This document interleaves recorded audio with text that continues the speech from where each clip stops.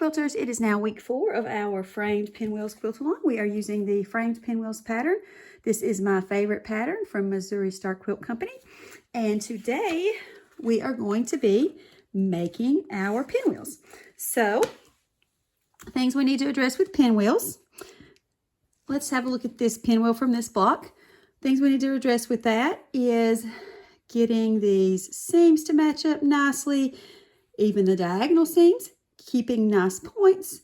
We'll need to address the bulk of the pinwheels, and the first thing we need to look at is making sure that the pinwheels are spinning in the correct direction. So we have some half square triangles here trimmed and ready to go, and the first thing we're going to address is getting the pinwheels to spin in the correct direction. So your pattern is going to direct you to have them spinning like this. And what if you spun it in the opposite direction? So what if you had your pinwheel spinning this way instead?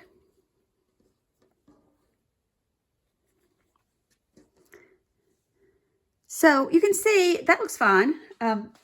It's opposite of this one. So right here in this position, I have a high volume, whereas they're opposite. I have high volume here and low volume on this pinwheel. But they both make a nice pinwheel. But the problem is if you spin it wrong. When we go to sew those pinwheels together, that's where you can see that I did this one wrong.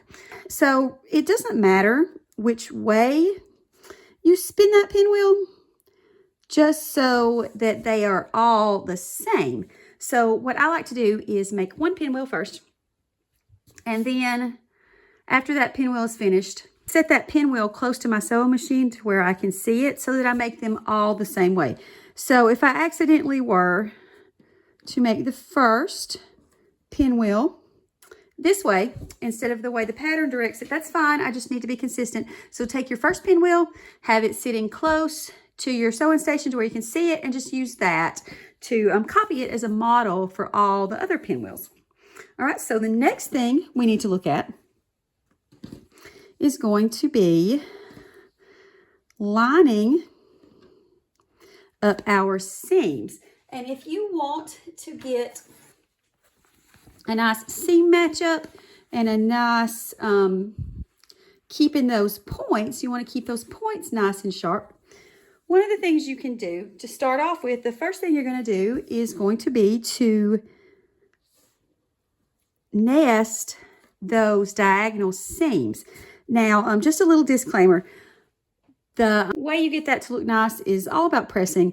And I'm going to show you the way I like to press this to make it so that it's easier for me to get it to look nice. But if you want to press it another way, if another way works better for you, then do that. That's fine. But what I'm going to show you today is what makes it easier for me. So we can actually nest these diagonal seams. So in the video where we made our half square triangles, I directed you to press that seam towards the darker fabric. And having that pressed that way is going to make it so that we can nest the diagonal seams as well. So what I mean by that is we're going to sew it together like this. And when we sew that together, I'm going to line that up so that those two seams are together. So I'm kind of using my fingers to feel it, and I can feel a little ridge and feel those two seams coming together. And then I'll sew down this line. And let's hop over to the sewing machine and I will show you how I make these pinwheels. I do like to chain piece the pinwheels, so let's see how that goes. So you can see here I have a pinwheel already done. I'm going to just set this kind of right here to my side of my station to use as a little model, and I'm going to start making a pinwheel. I've got my two pieces. They match up with how this one goes, and I'm going to start sewing together. So I'm going to flip these right sides together. I'm going to nest this seam. So we're going to go slow. I'm going to hold my hand here to keep that nested nicely.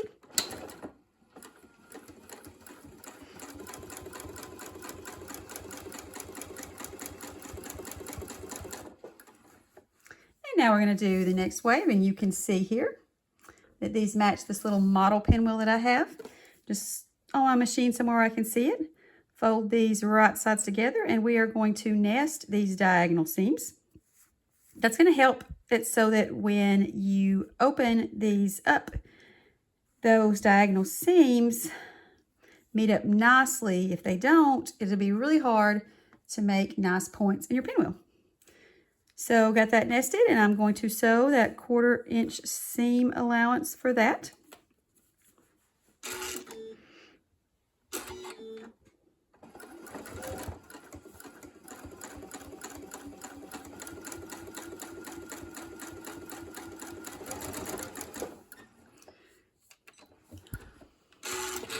So let's just open these up and show you what I'm talking about here. So when I open up these two that I sewed together, you can see this little point right here. You can see that those two diagonal seams do come together really nicely. And they also come together really nicely right here on the bottom row. So the next thing I'm going to do is I'm going to press these two seams that we just sewed.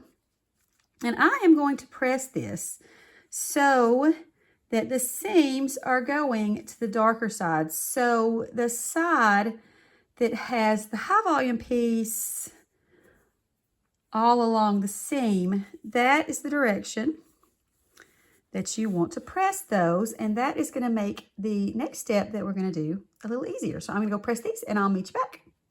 So I have these pressed with those seams going towards the dark fabric. You can see on the back, both of them are going to the dark fabric, and you can also see they're going in opposite directions. So we'll be able to nest those as well. And you can also see I left these sewn together from when I chain pieced them, just so that's, it's going to stay the way you want it. And the next thing we're going to do is we're going to sew this seam, and we're going to fold these over right sides together. And now I am going to cut that little connection from where we chain pieced it, just because it kind of gets in the way. And what you're going to do to get both these seams to line up and to get your pinwheel so that it keeps those nice points, you're going to take a pin, and I'm going to find that intersection between this stitch line and that stitch line. And I'm going to place that pin right in that little intersection. And we're going to check that by turning this over, and you want to make sure that on the front, that pin is coming out right where these two diagonal seam lines meet up, and this one looks good. And I'm just going to press that pin the rest of the way through.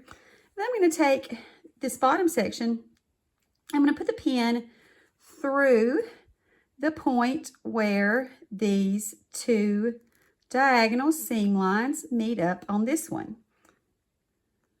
I'm just going to pin right through that little section. And then we're going to push our seams together, and you can still feel these two seams here. You can still feel those nest. You should still feel those nest, and that's going to help those two seams match up, because if your points look nice but your seams don't match up, you can tell. So now that I have those nested, I'm going to get this pin and pin it the rest of the way through. And I'm going to sew along this line with a 1/4 inch seam allowance, and I'm going to watch this point right here where I see this pin going in through the intersection of those two stitch lines. So pressing the way they did makes it easier to see this intersection that we need to line it up by. And it also makes it so that we can press to the dark side. It is not always possible to press to the dark side every time, but with pinwheels, it is. So we're going to sew that 1/4 inch seam allowance, and I'm going to pay attention once I get close to this, I'm going to slow down a little bit and pay attention to where this needle goes in and try to sew right through that point.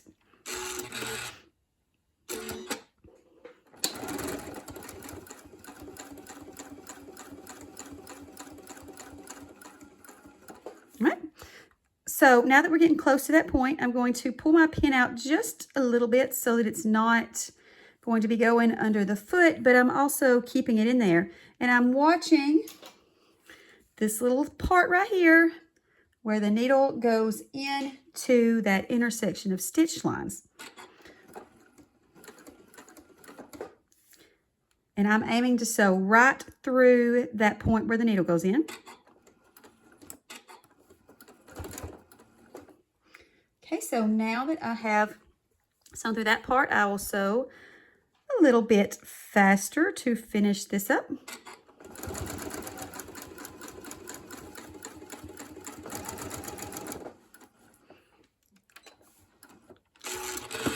Okay, so let's get this off and see how we did.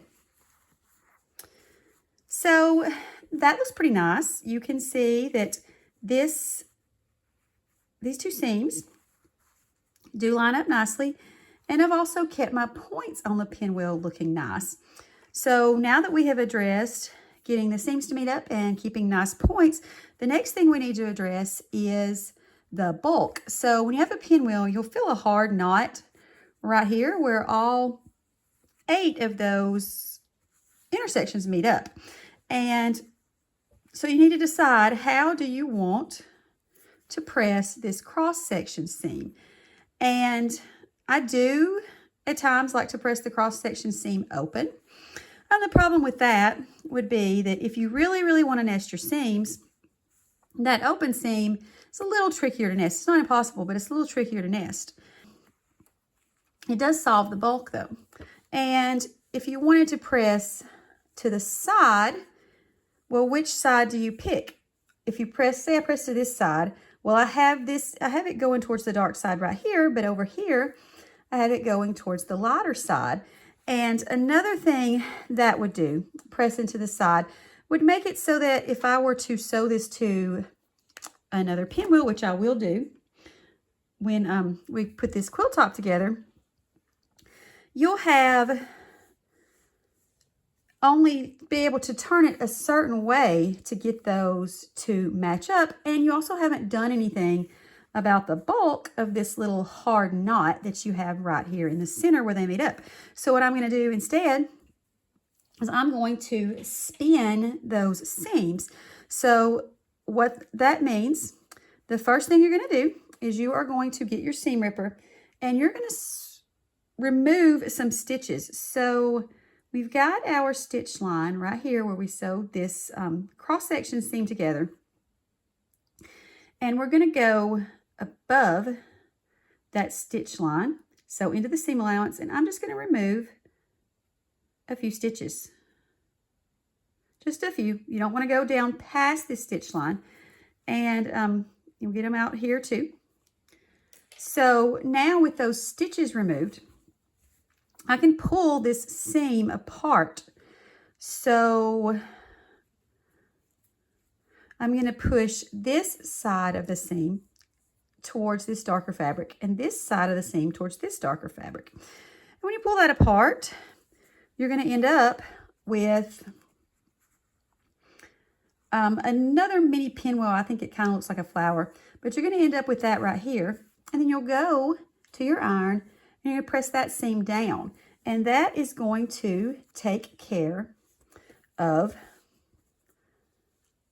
that bulk. And that's, you know, kind of reduce that hard knot that you have right there where all 8 of those seams are meeting up. So now that this one is pressed, let's just flip it over. And something cool about spinning the seams, especially with pinwheels, spinning the seams is perfect for pinwheels. All of these seams are going towards the dark side. So if the fabric showing through and making a shadow by the seams is something that worries you, you won't have that with these pinwheels. And another nice thing about that, so let's grab this other pinwheel, is that now it does not matter which way I turn either of these pinwheels, those seams are always going to be going in opposite directions so that we can always nest up the seams when you go to sew your blocks together and have pinwheels to sew together. So like this right here, if I were to sew these two pinwheels together, then I could still have both of these seams go into the dark side, nest these diagonal seams, nest this center seam here, and then nest these diagonal seams right here. And you can't always do that depending on the units, but with pinwheels you can. So spinning the seams is perfect for pinwheels. So now we have some nice pinwheels made, and we are ready. Once you get all your pinwheels made, you'll be ready for next week when we start sewing our 9-patch blocks together.